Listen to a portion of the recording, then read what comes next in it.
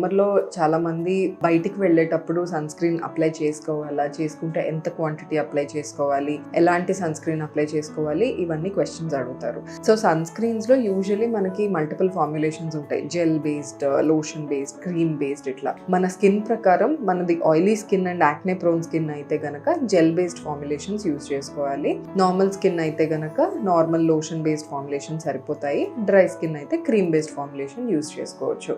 And sun స్క్రీన్లో minimum SPF 30 to 50 use చేసుకోవాలి. 50 పైన SPF 70, 90 అనేవి మనకి పెద్ద మేజర్ యాడెడ్ బెనిఫిట్ ఏమీ ఇవ్వదు.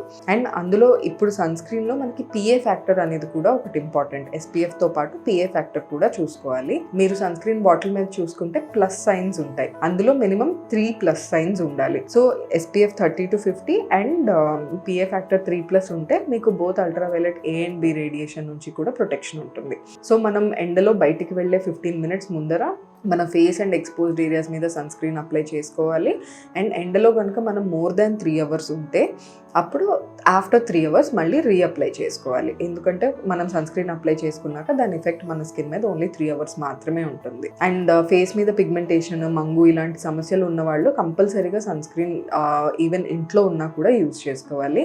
మనకి విండోస్లోంచి అలా వచ్చే ఎండ కూడా అలాంటి వాళ్ళని ఎఫెక్ట్ చేస్తుంది. So apart from sunscreen బయటకు వెళ్ళేటప్పుడు ఇన్ కేస్ మీ స్కిన్ సెన్సిటివ్ టు సన్ ఉన్న, ఊరికే ఎర్రపడుతుంది, నల్లపడుతుంది అనుకున్నా సన్ స్క్రీన్ అప్లై చేసుకున్నాక కూడా ఏదైనా హ్యాట్ లాంటిది కానీ లేదంటే లూజ్గా స్కార్ఫ్ లాంటిది కానీ పెట్టుకోండి. సో దట్ ఫిజికల్ ప్రొటెక్షన్ కూడా మనం ఇస్తున్నట్టు ఉంటుంది. సమ్మర్లో యూజువలీ చాలా మంది స్కాల్ప్లో కూడా ఇచ్చింగ్ చెప్తారు బికాస్ ఆఫ్ ఎక్సెసివ్ స్వెట్టింగ్ కానివ్వచ్చు. అండ్ ఒక్కొక్కసారి కొంతమందికి గ్రీజీ డాండ్రఫ్ ఉన్న వాళ్ళకి సమ్మర్లో అది ఇంక్రీజ్ అవుతుంది. సో అలాంటప్పుడు కూడా మనం స్కాల్ప్ మీద ఫంగల్ ఇన్ఫెక్షన్ ఏమైనా ఉందా అనేది చూసుకొని యాంటీ ఫంగల్స్ యూజ్ చేసుకొని either daily or alternate day shampoo చేసుకోవాల్సి ఉంటుంది.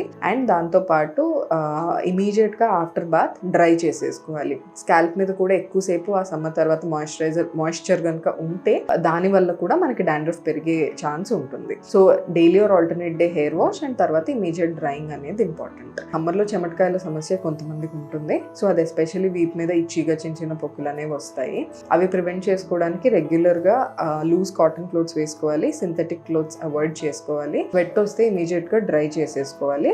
అండ్ మీరు you can use any regular powders కూడా దాన్ని స్వెట్ని అబ్జార్బ్ చేసుకోవడానికి. బట్ ఆల్రెడీ చెమటకాయలు వచ్చి బాధపడుతుంటే అప్పుడు అగైన్ కొంచెం కోల్డ్ ప్యాక్స్ పెట్టుకోవచ్చు అండ్ క్యాలమైన్ లోషన్ ఒకటి అప్లై చేసుకోవచ్చు.